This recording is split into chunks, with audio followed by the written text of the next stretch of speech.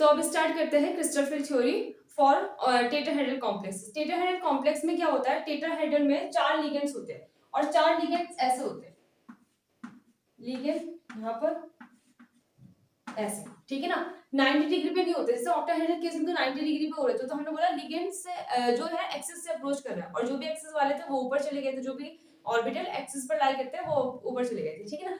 यहाँ पर क्या हो रहा है, एक्सिस पर तो लाई नहीं कर रहे, लिगेंड से एक्सिस पर नहीं आ रहे, ठीक है ना। 109.5 डिग्री एंगल होता है टेट्राहेड्रल के केस में।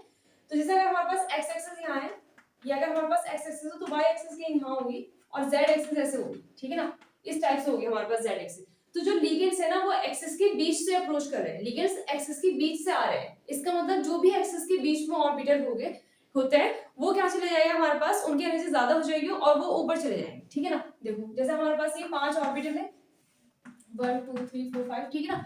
जैसे लिगेंड आए, लिगेंड आने से पहले तो सारे ऑर्बिटल्स की एनर्जी सेम होती है, लेकिन लिगेंड आने के बाद अगर लिगेंड एक्सिस से अप्रोच कर रहा है तो एक्सिस वाले ऊपर चले जाएंगे, ठीक है ना। और अगर लिगेंड एक्सिस के बीच से अप्रोच कर रहा है तो एक्सिस के बीच में जो भी ऑर्बिटल्स होते हैं, जैसे मैंने बताया था एक्सिस के बीच में कौन से होते हैं, dxy dyz और dzx, तो वो ऊपर चले जाएंगे, मतलब हमारे पास 3 ऊपर चले गए। तो ये जगह हमारे पास dxy dyz dzx, ठीक है। और यहाँ पर क्या आ गया, नीचे ये आ गया हमारे पास नीचे 2 ऑर्बिटल, ठीक है ना। इसके जगह dx² माइनस वाई स्क्वायर और dz², ठीक है ना। इस लाइन को आगे ड्रा करो, इसे बोलेंगे बेरी सेंटर, ठीक है ना। ये हो गया हमारे पास बेरी सेंटर। अच्छा इस वाले केस में इसे बोलते हैं E और इसे बोलते हैं T2, मतलब G नहीं लगाता, ऑक्टाहेड्रल केस में G लगाता है यहाँ पर। ये वाली एनर्जी कितनी होगी, 3 वाली एनर्जी है ना, ये हो गया हमारे पास 0.4 डेल्टा। टेट्राहेड्रल केस में T लगाओ यहाँ पर, मैंने बताया था ऑक्टाहेड्रल केस में O लगाते हैं यहाँ पर, ठीक है ना। और ये नीचे है इसलिए माइनस में जाएगी, तो माइनस 0.6 तो जाएगा डेल्टा T, ठीक है ना। इस टाइप से इसकी एनर्जी होगी। अब यहाँ पर भी क्रिस्टल स्प्लिटिंग एनर्जी का फॉर्मूला बनाते हैं। तो यहाँ पर कितने हमारे पास 0.4 डेल्टा T, तो हमने लिखा 0.4 डेल्टा T इनटू ये लिखते हैं, ठीक है ना।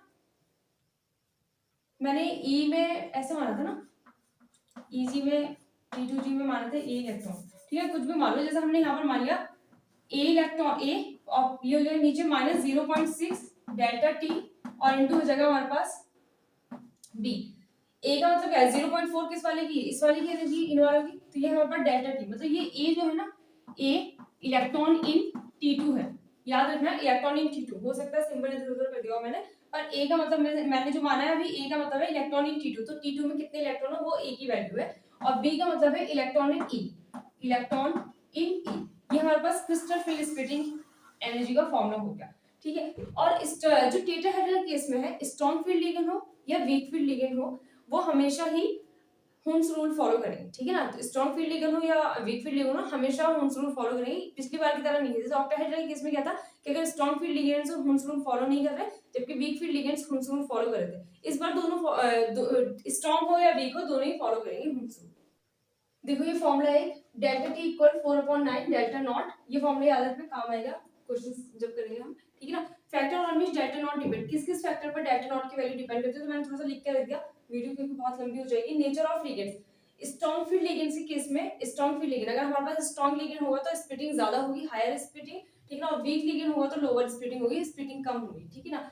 Nature of central metal atom, जितना ज्यादा चार्ज होगा सेंट्रल मेटल एटम पर उतनी ही ज्यादा स्प्लिटिंग होगी, higher the oxidation state of central metal atom more splitting, ठीक है ना। जैसे Fe3+ के केस में Fe+2 के से ज्यादा स्प्लिटिंग होगी, ठीक है ना।